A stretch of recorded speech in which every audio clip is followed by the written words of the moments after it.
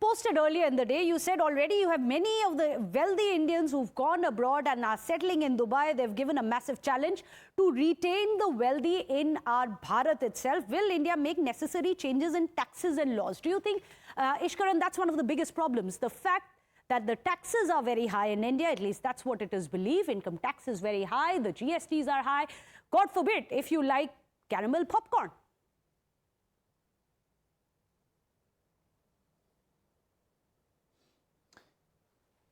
Hello?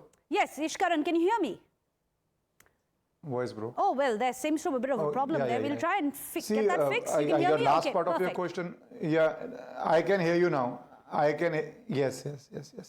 See, as I tweeted, now we are becoming a global, we have become a global village for a long time now, but it was never that you could leave India at this low an investment. And if you see Dubai's policy, they are now effectively targeting the upper middle class or the professional class, because I was seeing some of the categories they're calling is professors, teachers, nurses. Yes. It is not only about the global elite, which till now was roughly around 4.5, 4.7 crores. You have to buy a property there. Yes. So of course it's a challenge. And like any other challenge, there will be some opportunities also, and there will be some stock taking also of how India responds to it. Because Dubai is so near to India that in a sense, people, if you are flying from one part of India to the other part, let's say north to south, it's roughly around broadly the same travel time. So that challenge is definitely there. Then infrastructure, then economy. And it's not so simple that everybody can go there. They are only taking 5,000 people. And I find that a bigger challenge, because in 70s, we used to hear about this brain drain.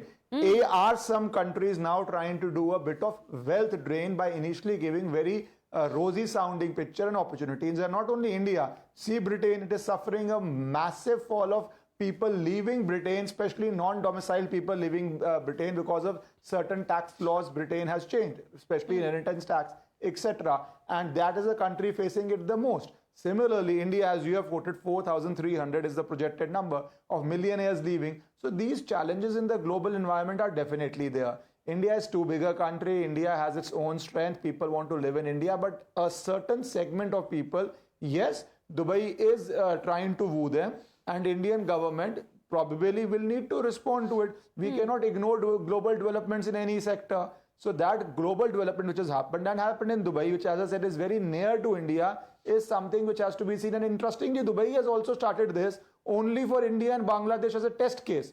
So this thing will have to play out, will definitely have an impact. And while we are joking about Mercedes or some other expensive thing, those changes have to come into India also, because we cannot ignore global realities anymore. Well, absolutely. The reason why the Mercedes comparison is being made, look at the number of people. For example, if you go out in Noida, if you go out in Delhi, look at the number of Mercedes which are there on the streets of India.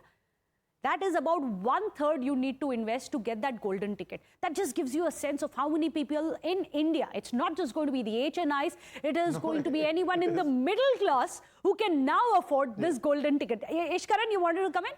Yes.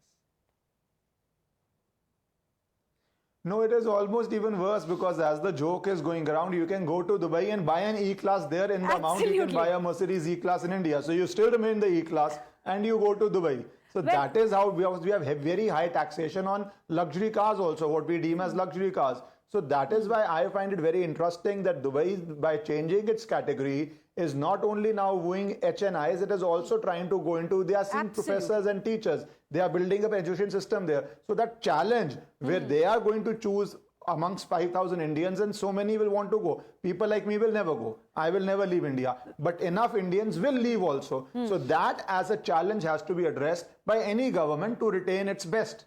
It's interesting, since we are talking about social media, they are saying that it's cheaper in Dubai to buy a Mercedes E-Class than it is to buy one in Delhi. Apparently, such is the taxation brackets and the scenario there. But Anis, I'm going to come to you. Many people, of course, say the zero income tax regime is the most glittering factor of a life in Dubai. But others say that there is other taxation as well. The other taxation, which is non-direct, is also increasingly high, something that isn't often talked about. Well, I have to be very honest, like you mentioned about there's no taxation. Yes, for an individual, there is absolutely no tax.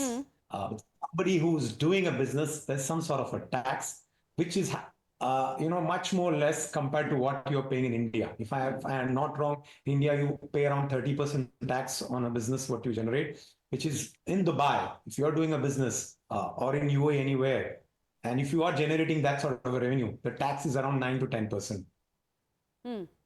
So there you have it. Ishkaran, if that answers your taxes question, but also do you think the fact that now London has its own fair share of problems, other economic hubs like New York, such as Chicago,